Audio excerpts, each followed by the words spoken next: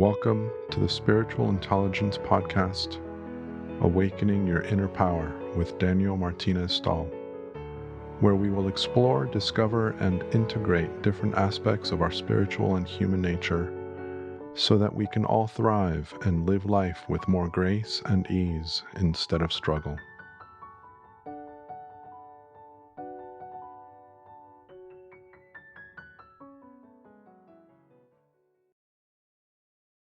Welcome to the Spiritual Intelligence Podcast. My name is Daniel Martinez Stahl, and with me today is Neferisha Johnson. She is someone that reached out to me recently with a really interesting and fun project that I'm looking forward to sharing with you guys. I will let her speak of it, but first and foremost, she is a listener of the show and liked what she was hearing, reached out to me to become a speaker on something that she's working on. And so for today's show, what I wanted to do was speak of this project with her and also talk to her about what it's like to be a listener on the show and see where we go. It's a completely open conversation. As always, no idea what we're going to be going into. I don't know what's going to be shared and which direction we're going to end up in, but it'll be a fun conversation nonetheless. So Neferisha, can you tell us a little bit about yourself and then lead directly into the book and the project that you're working on? Yes, first of all, thank you for having me. It's exciting to be here, to be a listener, and then to be able to have a live 3D conversation with you about what I hear. But first of all, yes, my name is Neferisha. I am originally from the DMV, the DC area, by way of Atlanta, Georgia. I've been living there with my family for the past 16 years. I am a lifelong educator. I consider myself a student and an educator. I'm a world traveler. And I've been teaching, I love to say I've taught in 3 states, 1 foreign country, primarily teenagers, but I've also taught adults. And my medium of teaching, my love, is language, all things language, words, bending words, listening to words, saying words, just communication in general. I've always excelled at being a great communicator. And I invited you. I have been listening to the show, I feel like maybe since early summer. And I saw a connection. First of all, I was attracted to the title Spiritual Intelligence. And the work that I am sharing with the world, my first book called The Essence of Wellness, a Love Journey, is about spirituality. And what I loved about what I heard on the show was that it felt like it was giving permission, and I had never heard anything like before, giving permission to look at spirituality as authentically as we look at, our hair, our face, all these other things that are outwardly.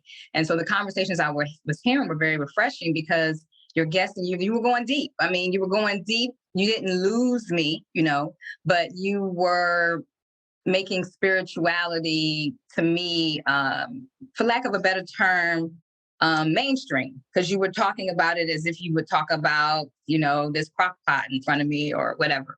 So I really, really enjoyed that. And I look forward to the episodes because I learned something new, even if someone's on like, sound bath, and I didn't know much about it, but there's always a way to connect it to spirituality. Hence my work, where I've always made myself the client or the person first. So when I became a teacher 25 plus years ago, I chose to be the teacher that I didn't get. And I felt like and I think more of high school than anything, the teachers would write whatever on the board, sit down, and you just kind of got it. And I always wanted to be interactive. I wanted to go deep. And I feel like in my classes, anybody that has worked with me, whether I say it or not, we're always dealing with the spirit first. I'm always giving my students journal prompts, and I'm asking them to go deeper and, making connections. And when I taught high school literature, my favorite part was transcendentalism and the Thoreaus and all of that, because that's what they talk about.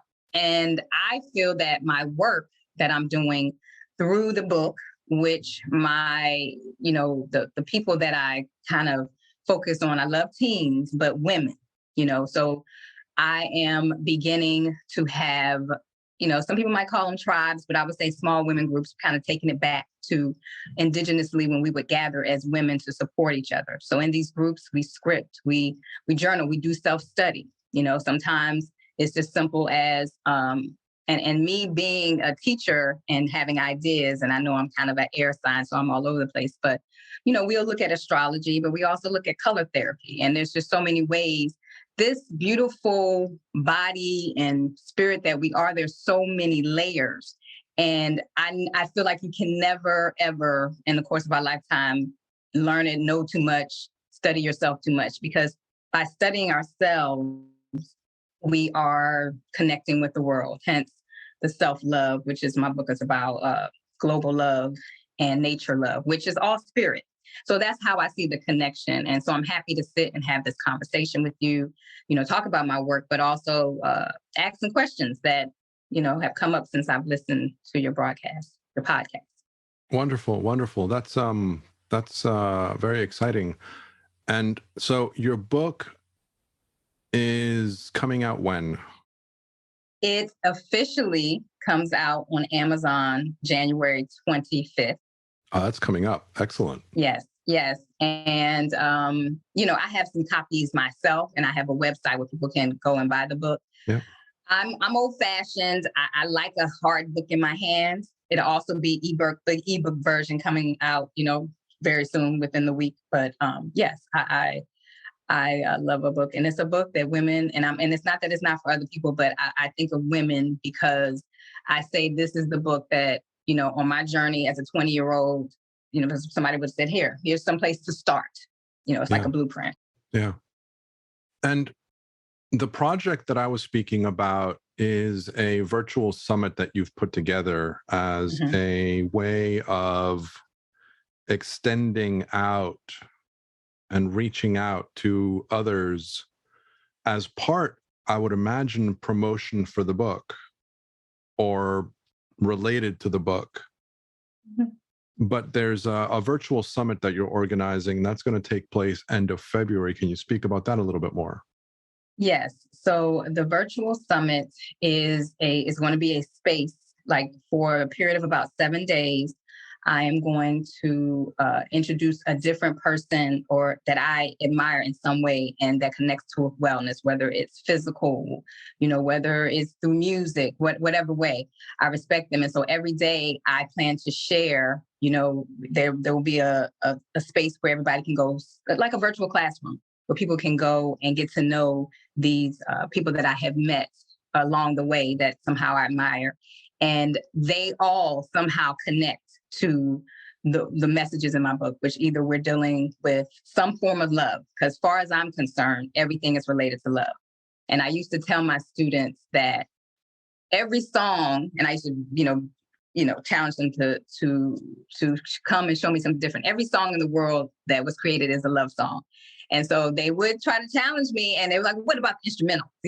But anyway, so my book has 3 areas. You have global love, you have nature love, and you have self-love. And somehow whomever I'm talking to deals with this. And so the promotional period is like February 16th to the 23rd. And I'm talking off the top of my head, but I'm pretty sure that's what it is. And so every day, when people that, as you learn about it, you have a link, and every day you'll be able to, learn about what these people do in the world and how they are making the world more well, as I would say. Excellent. And so I'm really excited to listen to the rest of the interviews, because I know that you and I had our interview for my part of that show, which was a lot of fun.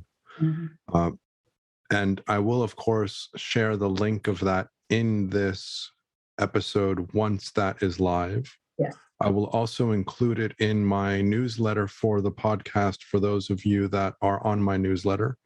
I do include some information out in the newsletter periodically as well. So please sign up if you would like to get more information about the podcast and some additional tidbits.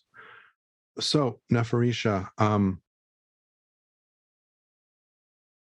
Is there anything else that you would like to share with us about what you do or what you would like to do, your vision for where you are going, anything of that nature? I would say that I would like to, when I show up in the world or when anybody, is wondering like, how could I connect or, how could, or how could anybody, be a benefit?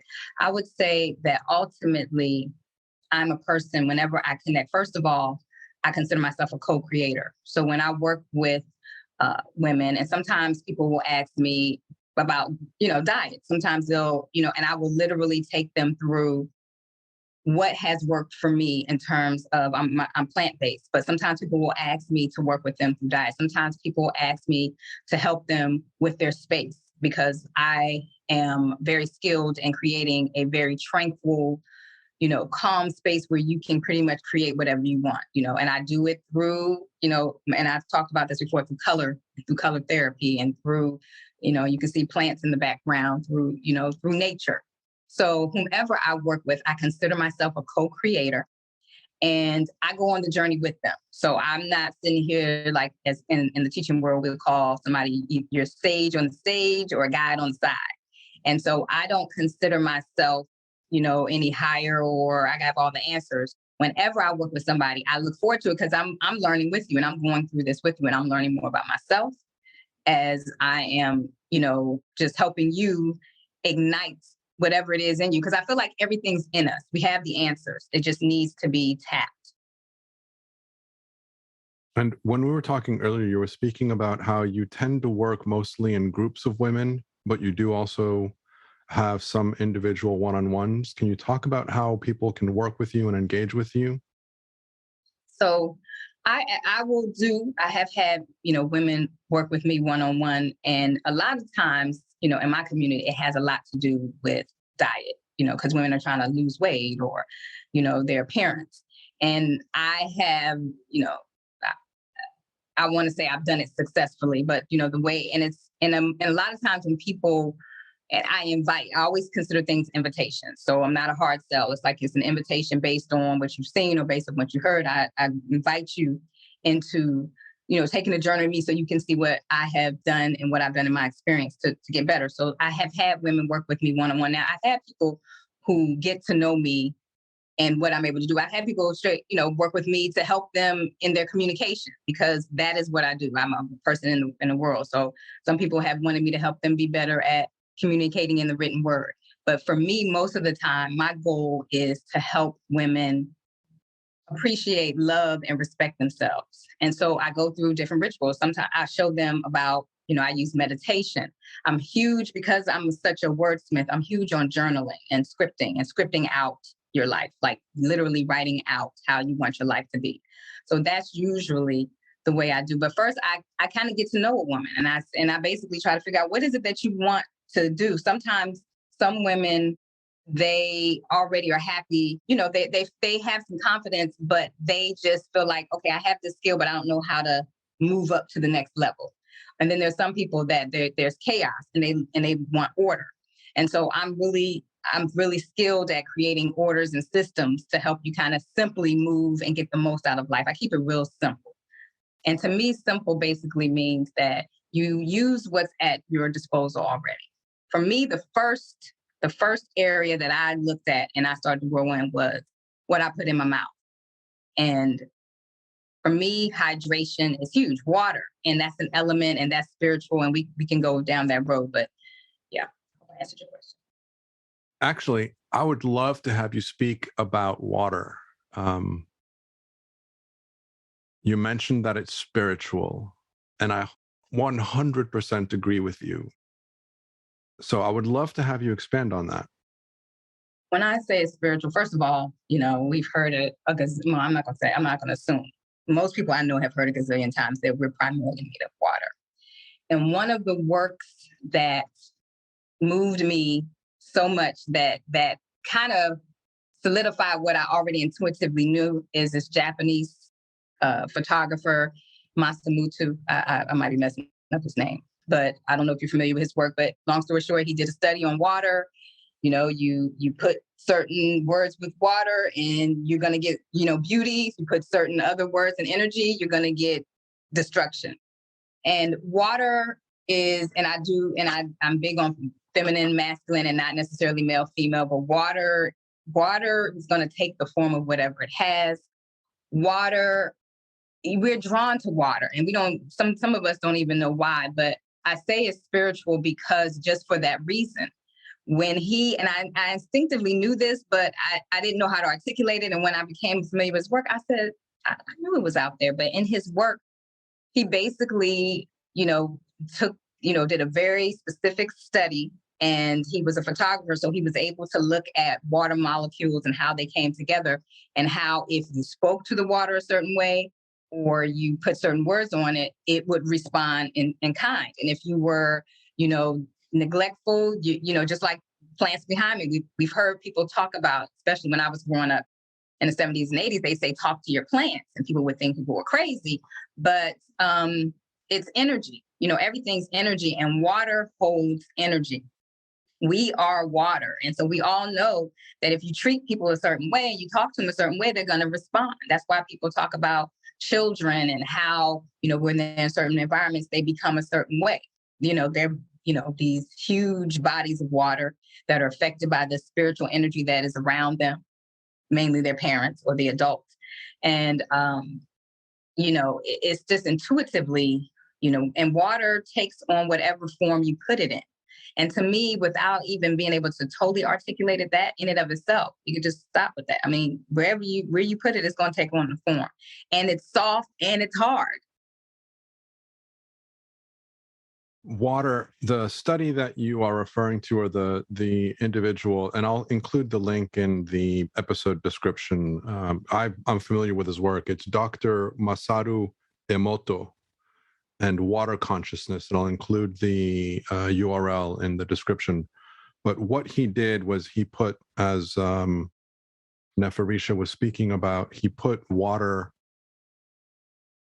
next to specific words, written words like love or happiness or compassion. And then he would freeze the water, and how the water would freeze would show a pattern or a design. And then he also took water and put it next to words like anger or hatred, resentment, and again did the same thing. And again would freeze it, and then would show the crystals. And it's fascinating, the difference between the more positive versus negative, in a very poor sense of the word. I'm not a big fan of using positive and negative words in that way, but the more supportive words versus the more resistant words. Really fascinating to see how that imagery came about. And there's more information in the study as well. So I'll definitely include that link. What I wanted to talk about with regards to water and energy is, as I have started exploring the world of trans-channeling, time and time again, I hear people that trans-channel talk about how important it is to drink water. When we work with spirit, it takes a lot of energy, and water is energy, which is the reason that whenever we deal with healing, there's a lot of energy involved, and water is energy, which is the reason that when you go to a massage, the masseuse is going to say to you, make sure you hydrate really well after the massage. If you do Reiki healing, the practitioner is going to say to you, make sure you drink really well after the Reiki healing. And same thing with me. If you do a session with me of spiritual regression, I will talk to you about being well hydrated beforehand, and I will emphasize the idea of hydrating afterwards. It's really, really important to drink a lot of water, especially when we're doing any kind of energy work. So thank you for bringing that up. It's a really interesting subject and topic. So I don't know if there's anything that you wanted to kind of ask me or share about your experience as a listener, and see where we go from there. Yes, for sure. So I will say that I would love to kind of talk a little bit about not just, and we've talked about it a little bit on the upcoming conversations. Okay, so we got spiritual intelligence, and then we have, which is fascinating to me, thoughts versus intuition versus inner wisdom. And those, and you explain them very well. I think what resonates with me, and we had a conversation where you talk about kind of all of those in their own, they're all connected.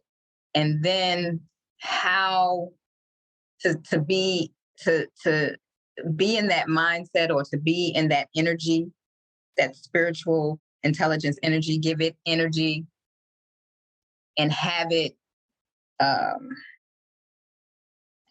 energize you in your day to day. And I want you to talk to me about that, or let's converse or conversate about that. Okay. A little more, because that's fascinating to me. Yeah, absolutely. Absolutely. So there's a lot that you shared in there, and I'll do my best to hit all of the points that you bring up, because they're really interesting discussions. First and foremost, thought, intuition, and inner wisdom.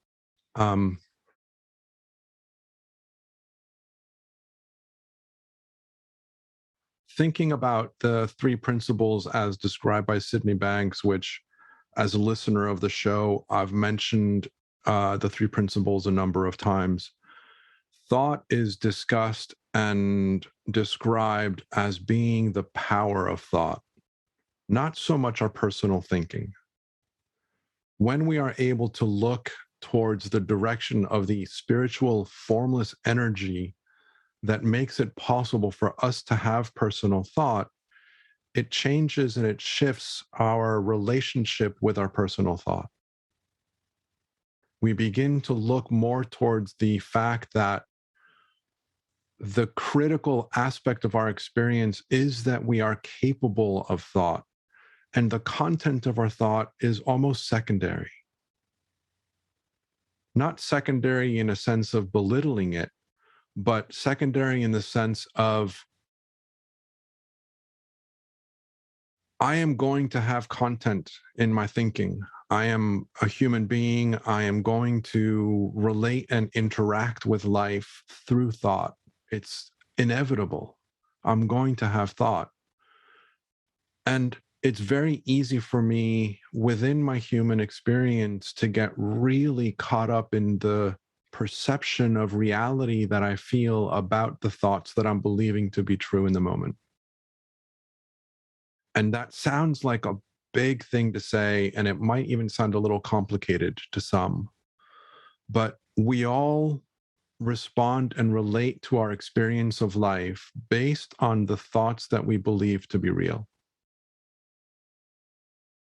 And we believe our thoughts to be real because we give our thoughts meaning. We give them importance. We give them justification. We feed them attention. Those are the thoughts that are going to interact with us. And if I want to focus on the COVID pandemic and think about the stress and the fear of dying and the anxiety of going into elevators and bathrooms and walking by somebody that doesn't have a mask and playing with all of that space, I can live a very stressful life. Now, what I do in my personal life, in my individual life, is I'm aware of all of the things with regards to COVID, and I do what I can to protect myself. I'm not walking around without a mask. I'm being very careful with my proximity to others. I care for somebody, my mother, who is very high risk, so I need to be careful. But I'm not giving the thoughts of concern and anxiety a lot of value.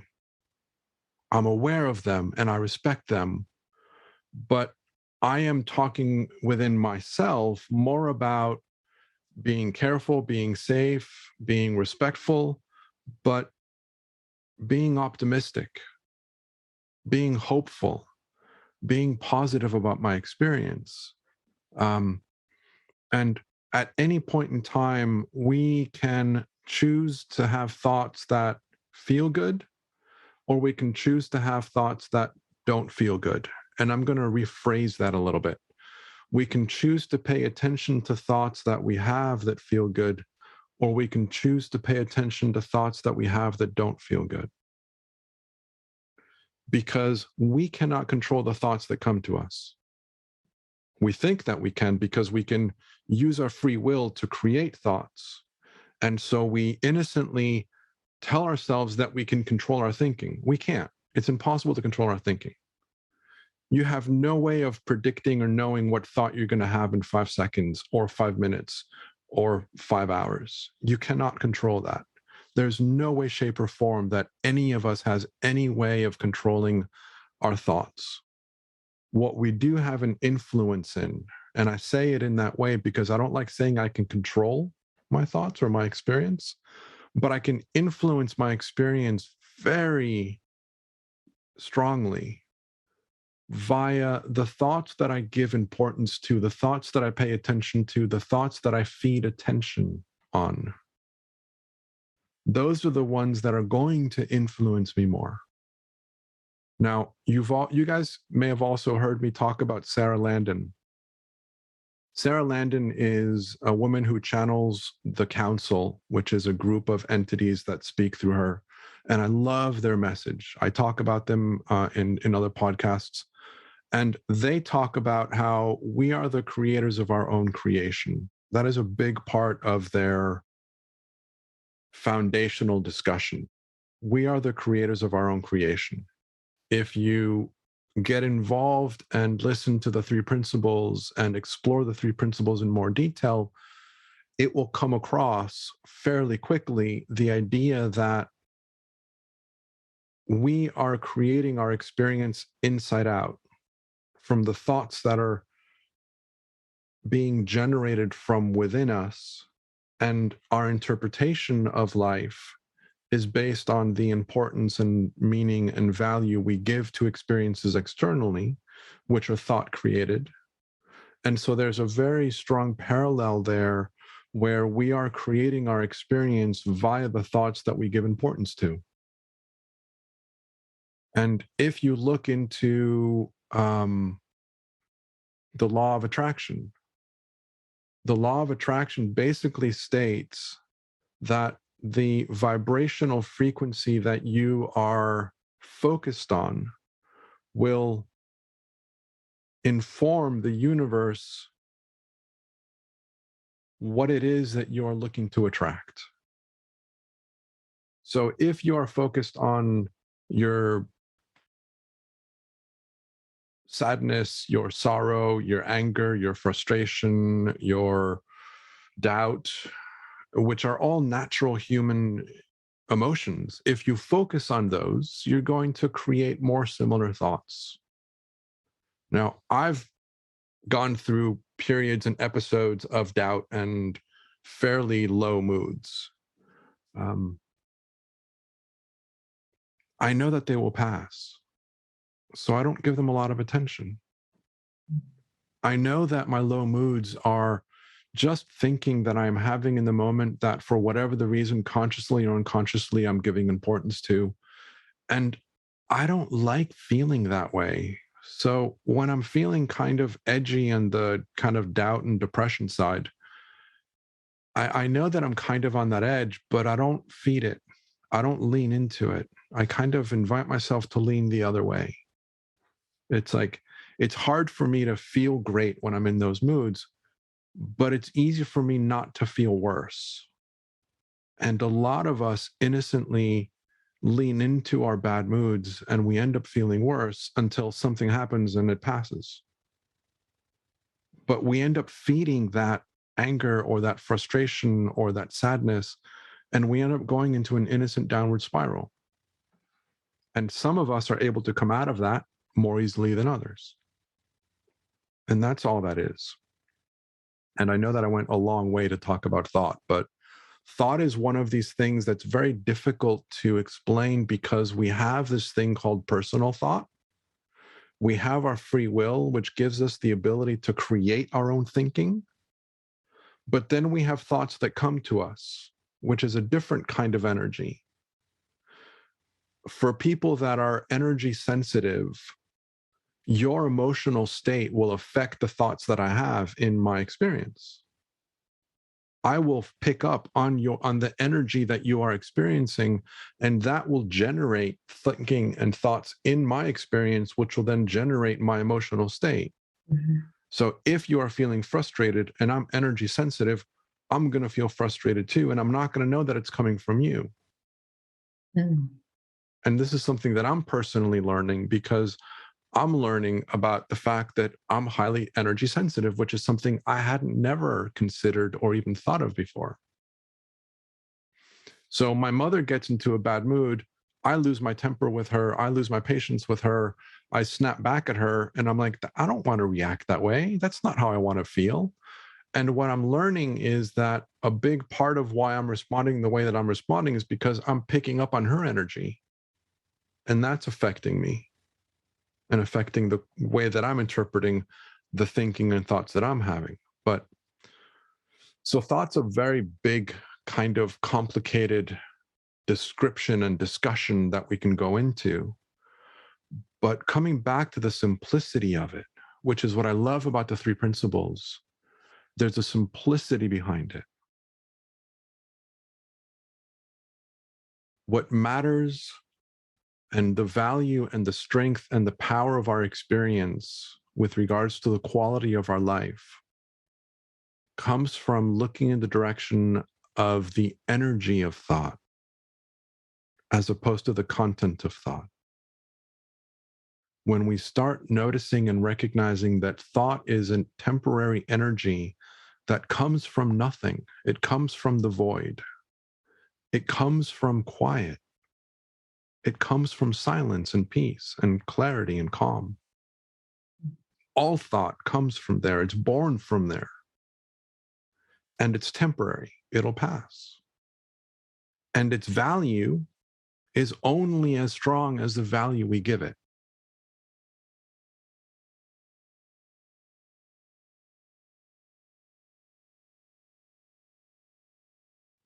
So I don't want to overcomplicate the idea of thought, but I also want to talk about the other thing that you mentioned, which is our intuition. And intuition is not very different from our inner wisdom. It just manifests in a different way. So Sydney Banks describes wisdom as the spiritual intelligence before the contamination of human thought. And I love that description. And I mentioned this in our interview for your summit. I love that description. Spiritual intelligence before the contamination of human thought. And so we are all connected to the spiritual intelligence of life. We all are the spiritual intelligence of life, which is really difficult for us to accept. And because we are not only connected to, but are also the intelligent energy of life, we inherently have inner wisdom. We inherently live with access to everything that exists. The insights that have changed our world from people throughout the centuries have all come from their inner wisdom. They've all come from insights.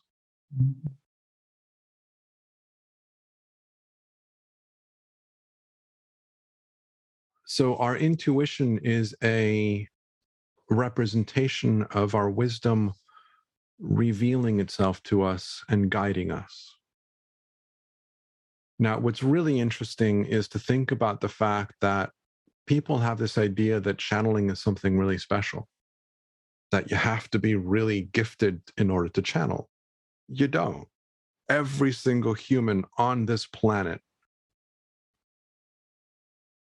channels every single day. So what is channeling? Channeling is nothing other than receiving information from something other than yourself, your conscious self. And so if our inner wisdom is spiritual intelligence before we contaminate it with our personal thinking, when we get an insight, we're channeling that from our guides, our higher self, from God, from spirit, from Mother Earth, from wherever you want to describe it.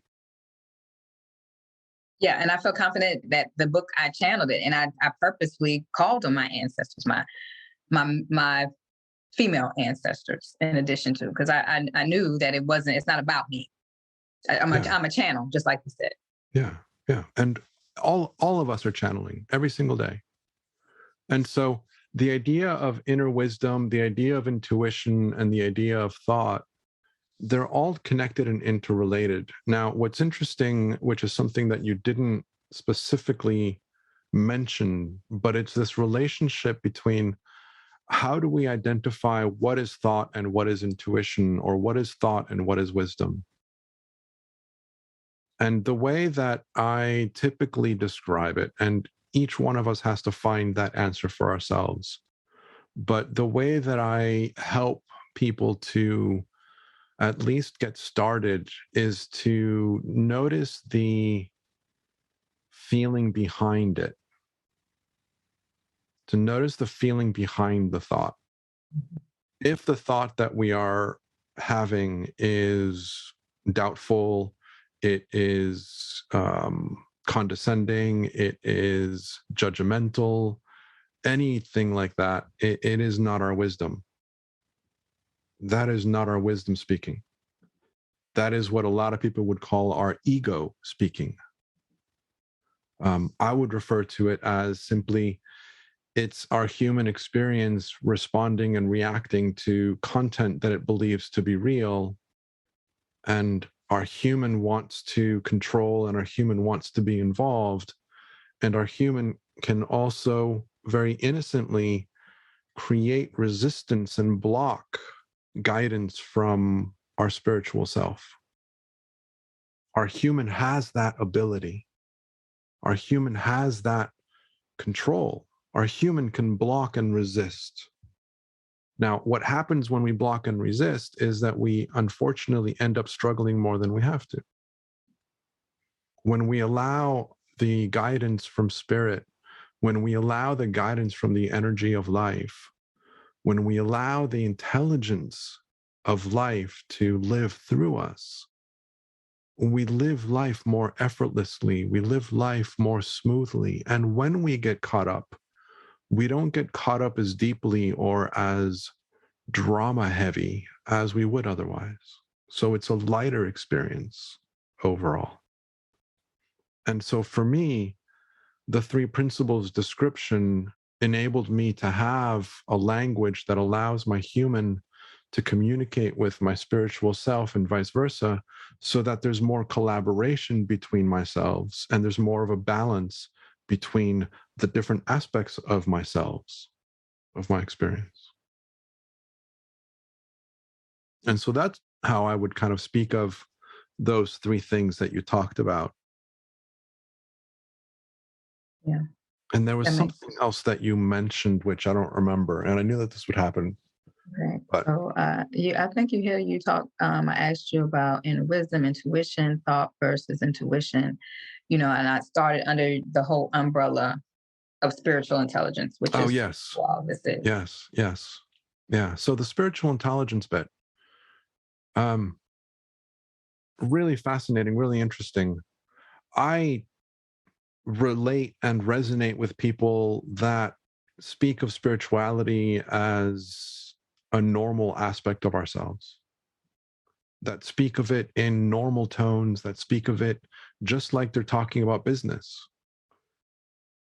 For me, that is the conversation that I'm attracted to. That's the kind of person that I want to bring onto this podcast, because I want to help normalize the idea that we are spiritual beings. And our spirituality is not about living up in the clouds and belittling our human experience.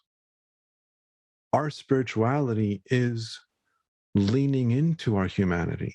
It's about embracing our human experience. We chose to come to this planet to experience a human form.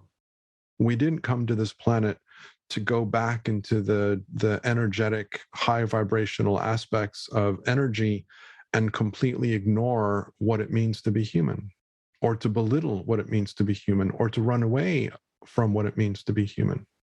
And so for me, a lot of this conversation in the podcast has always been about helping people expand their understanding of what it means to be spirit, but to always bring it back to, what does this mean to our day-to-day experience? How can we integrate this so that it can help improve our quality of life? And that reminds us of what it means to be human. Being human is a spiritual experience. And a lot of us in the spiritual community forget about that from time to time, myself included. And so for me, a big part of this conversation, and the reason that I called it spiritual intelligence, is because for me, spiritual intelligence is exactly that. It's about understanding what spirituality means so that we can have a better human experience. That makes sense. And that is the attraction to the energy of the podcast for me. There are not many places where you hear that conversation, like you just said, matter of factly. Like, I listen. I'm a person that loves taking in information and loves learning new information. So there's a bound on, like you said, business and just normalizing. And people talk there. I mean, there's other places that might talk about spirituality, but it just feels like the conversation is complex but simple, and like you said, you're making it a part of everyday life. And for me, I think the best way, and I talk about it in my work, is nature.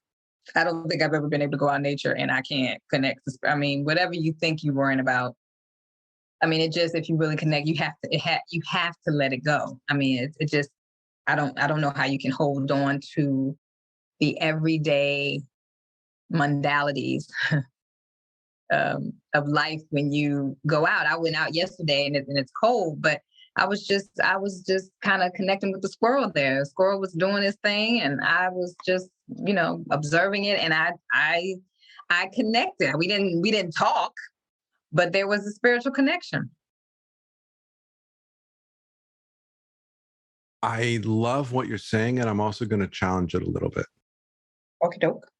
And I'm going to challenge it because it's something that I have played with in my own experience. Because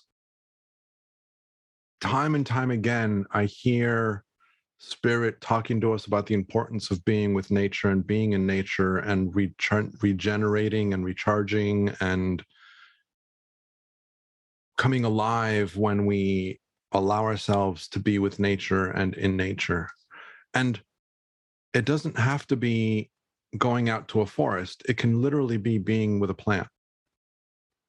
It doesn't have to be anything extreme, though there are also others. And Ana Maria Vasquez, who was also one of the speakers on my podcast, will talk about how being indoors changes the energy. And when we're outdoors, the positive and negative ions shift. And we need to be outdoors in order to experience the shift in ions. And I can't speak to that because I'm not familiar with that, but she will talk about that. So I don't want to disregard that aspect of it. But what I do want to challenge is this. Everything is spirit.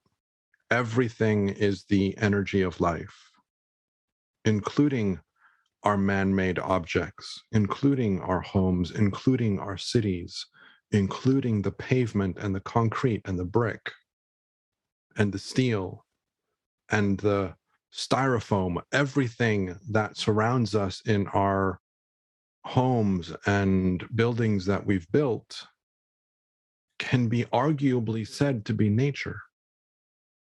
We just don't associate that with nature. And so we feel that we need to leave the city in order to find nature. And I would like to challenge that, because though there's some truth to that, there's also truth in recognizing that if we recognize that everything is God and everything is spirit, we can find spirit in any location. We can find ourselves in any location. And so that's just something to kind of think about and play with, because it's something that I do. I mean, believe me, I love nature. I love the mountains, which, as I mentioned in our conversation, I skied a lot when I was younger, and take me to a snow-covered mountain with pine trees and cold breeze. Oh, it's amazing. It's incredible. And then I challenge myself, because then I think, but why do I feel like I have to leave my city environment in order to connect with God? Because God is in the city too. And I'm using God very loosely. I normally talk about spirit and the energy of life. And for whatever the reason, today, God is coming up. But so it's a cool kind of idea to think about. And I think that it's both. Like, I think you are in general, I guess, valid traditionally, and you're saying you're challenging. But like, when I hear that, I'm like, yeah, it's both. I don't have anything to say to refute what you're saying. I agree. Yeah. I think what I say to people when I talk to them about it is that you have to find whatever that is that speaks to your spirit. Because you said, you're right, it's everywhere, but there's some people that might be like, let's say we're going to go extreme. Let's say you live in New York City, and New York City, they've got buildings, Manhattan. And of course, the spirit's there, but you might be like, I'm having a hard time connecting with it because of whatever I am. I need to go. You might even just need to go to the river. I mean, the river's not far. You just might need to just go and see it. So I think everybody has to, just like you said earlier, everybody has to figure that out for themselves. So you're absolutely correct. I was thinking about this the other day. A friend of mine in London, and a lot of people in London, I heard it a lot more when I was in Europe than here in the States. And I forget what it's called, and there's a term for it. But people go into depression because they're not exposed to the sun enough. Yes, sad. And I don't remember what the term is, but she would suffer, quote unquote, from this. And I think that a big part of the reason that people react the way they do and have the beliefs that they've created is because society tells them these things, because they've heard it and they go, oh, yeah, that makes sense. Yeah, the sun is really important. The sun is really powerful. If you don't get sun, of course you're going to get depressed. Yeah. And then they buy into it. And then they get depressed on a cloudy day, and then they go, oh, that's why I'm depressed, because I don't have the sun. And then it creates it's a self-fulfilling prophecy. And I think the same thing is with nature versus a city. Now, having said all this, Spirit will talk about how the energy in a life form is much more intense than energy in an inanimate object. And so by connecting with nature and going out to nature, by aligning yourself with a plant that's alive, there's an energy there that you're connecting with, which is very different than the energy that exists within concrete. So I'm not dismissing that at all, but I am inviting the possibility that recognize that concrete also is the energy of life. And it isn't as black and white as our society wants us to believe, that we need to leave the city in order to find nature, in order to find our peace. We can find peace anywhere. Peace is an internal state, it's not an external state. Peace of mind is something we find within ourselves, and peace of mind is a experience that is internally generated, not externally generated. The thinking we believe to be real is the thinking that's going to create our experience. And if I think that I need to go out to find peace, then I need to go out to find peace. Right. Yeah. But we can agree that the way that we've been trained and conditioned, kind of like what you're saying, is, Yeah. Yeah, we may have the tools, but it's harder to access them. Yeah. In the city, because we just don't have we don't have the wherewithal. And so yes, it is possible, but society doesn't speak of that. Yeah. Now, the reason that I'm bringing this up again, and this goes to a request that I got from another listener recently, was to speak more about where our global environment is going and shifting. And I've spoken about this a little bit, and I don't want to go too much into detail. I am hoping to have this conversation with other people in the future to expand on this, but I will bring it up because it's related to this. Our global environment has shifted, and we are in that turning point where we are still believing the old way of thinking is the way that life is, but life is now different. There is a new possibility for us that already exists, which is more inclusive, which is more awareness, which is more cooperation, which is more connection, and a more connected experience to our spiritual self, regardless of where we are. And this is kind of where I am as well, which is again the reason that I challenge that, is because this is where I'm shifting to. I'm beginning to shift in my own awareness and recognition that, wait, that is a idea that society has taught me, and I'm beginning to question it. And I'm beginning to kind of say, wait, there's more here. If everything is energy, then I can access energy from anywhere that I am. And everything is energy. If I am God, which I am, if you are God, which you are, what does that mean? It means that you don't need to go anywhere to find yourself, because you are God. And the more that we can start aligning with the fact that we are divine energy in human form, we are still divine energy. And that's where we're going. Our entire society is shifting. Our planet's energy has shifted. And we have felt it over the last couple of years. It has shifted. In my last newsletter to the podcast newsletter that I have, I included links to conversations of two different people that I listened to that talked about where we are going in 2022. Beautiful conversations. I'll include them in the description of this podcast as well, since I'm mentioning it.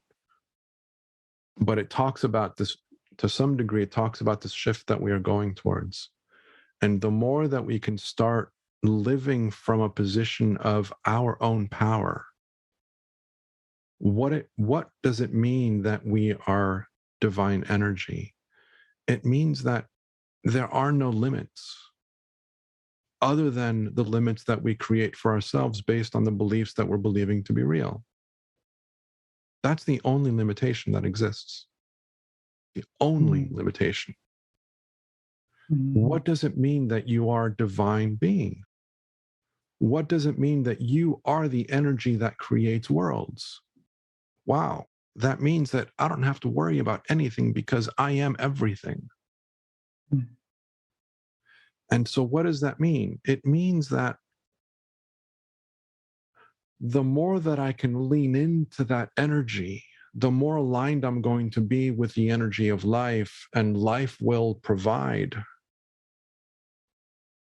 everything that I need and more before I even am aware that I need it, which again is something that Sarah Landon and her team repeatedly emphasize, repeatedly talk about. We are going into a phase and a stage of creation, true creation, not manifestation. We are beyond manifestation and going into what true creation is. True creation is without an agenda. It is being present to the energy of life and allowing life to live through us and allowing life to do what it does. The universe is incredibly abundant. And we just don't allow it because we create our own ideas of limitation and lack and fear and less than. Yes. And with that mentality, we create more of the same. And our entire society is shifting. Our planet has shifted. We just need to catch up. And so that's something that I wanted to bring up, which is, again, something that one of the listeners asked me to expand on a little bit more. And I'm a novice in this, guys. I honestly am. I'm beginning to learn about this. I'm beginning to understand it myself. I am, my toe is wanting to touch the water, and I'm thinking that I am there. And sometimes I feel like I'm still 15 feet away. But there's other times when I'm like, wait, my foot's already in the water. But this is where we're going. Yeah. And this is, for me, what the challenge is. The challenge in life for me right now is to let go of my old beliefs, to let go of the things that I thought defined our experience of life, and to allow something completely unknown to live through me and to experience a completely different way of experiencing life that is beyond my concept and my understanding. And that is really exciting and also a little scary.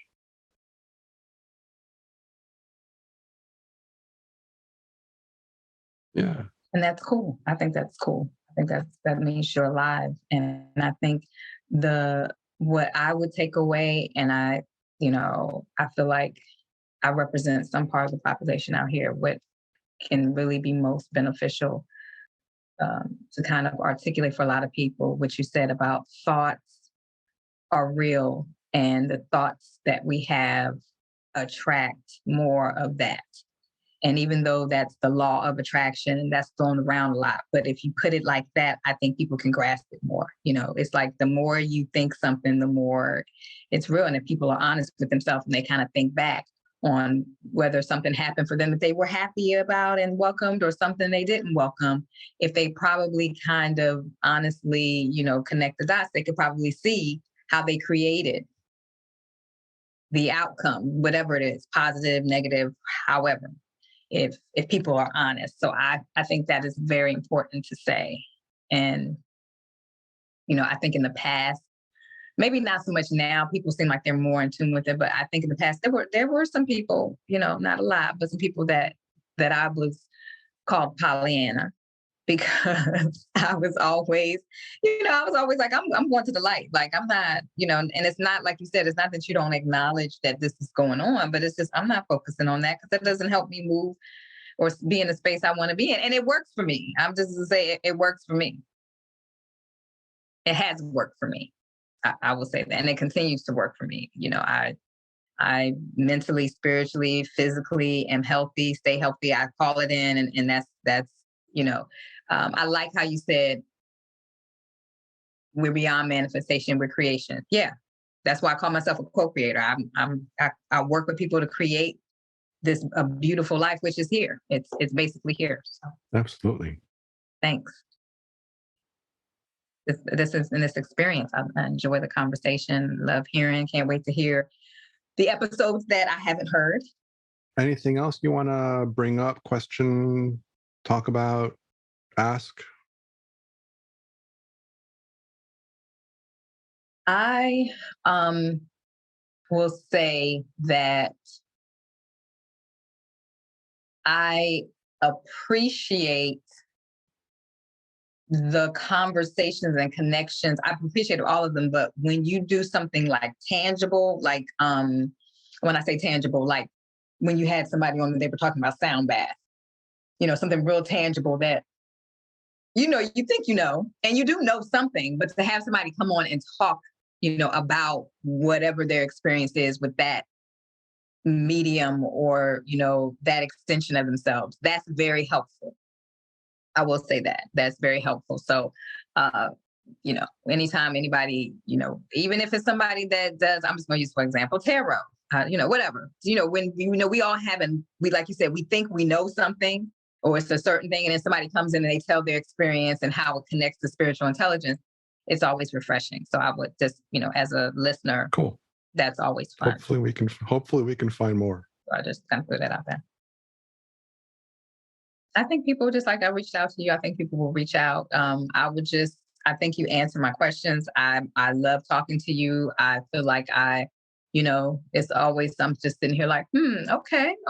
That's the way that it is articulated. I love hearing the way people articulate because it puts a fresh perspective on whatever you thought. Even if you look at it and say, yeah, I whether it's agree or understand or connect, it's the way that someone says it that kind of has you looking at it from a different perspective, from a different filter. So absolutely. Thank you for the conversation.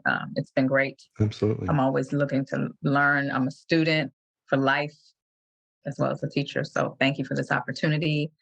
I would love for people to come and check out it's called The Essence of Wellness, A Journey Within. And it would be awesome for you to come over and hear what different people have to say about their wellness journey. Because for me, I am in service. I feel like that's part of why I'm here. I'm in service. I love young people, teens. And I love helping women understand, just like you say, we're goddesses. I call us goddesses. Understand that we are, and we create our reality, and we don't need to look outside ourselves. So that's what I'm here to help create. One thing that I am wanting to highlight, which is something that I wanted to mention earlier, and I love that you work with women. I think that is very powerful. And I don't know how you work with women. In my experience, I have met people in the past that when they work with a specific gender, they focus on one aspect more than another. And let me kind of come into this a different way. We are coming from a very masculine environment over the last 2,000, 3,000 years.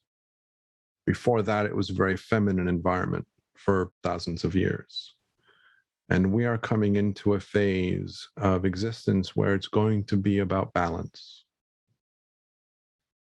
And so it's just an invitation. And again, I'm kind of speaking completely blindly and without any judgment, but just I want to bring this up because you do work with women entirely, or not entirely, but you do work with women primarily.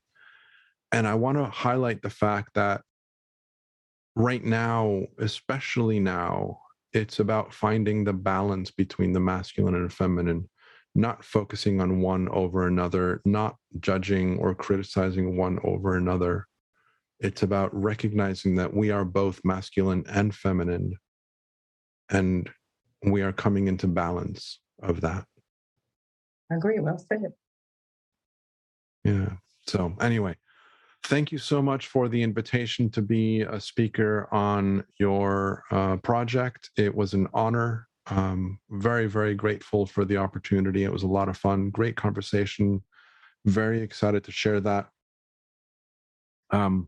I may even get your permission, if I can, to share it as a podcast episode on this show. Okay. But I need to talk to you about that, and we can discuss that later. Okay. And it's okay if you say no, and that's perfectly okay too. I will have in this episode description links to your book, as well as links to the page where they can find the information about the virtual summit. Yes, excellent. I look forward to welcoming your audience. So Yeah, thank you, Daniel, and it's been a pleasure, and we will meet again. we absolutely will. I will talk to you soon. Okay, good night. Talk to you soon. Bye-bye. Bye.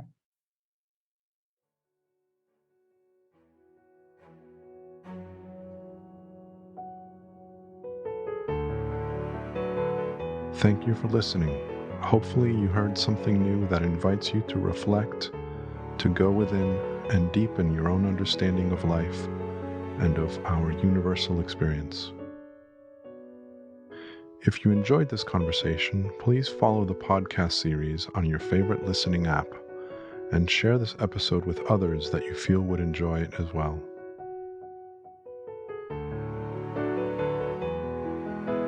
Until next time, may we all soar with inspiration, explore with passion, and live with love.